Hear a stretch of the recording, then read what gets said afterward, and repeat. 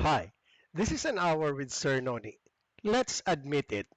Before laws, policies, and performance reviews, there was gossip. Humanity's original monitoring and evaluation system. You don't need CCTV when Marites is on duty. Armed with sharp memory, free time, and commitment to public awareness, gossip teaches social behavior fast. Do something shady today, and by tomorrow, it's already a trilogy with footnotes. It rewards kindness too.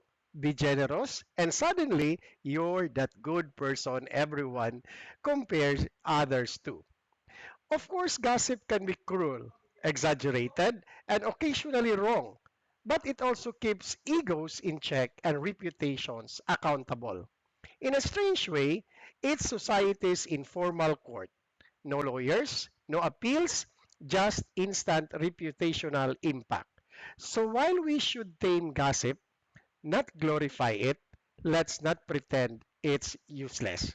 Because many communities, the fear of being talked about works faster than any memo, policy reminding you to behave again.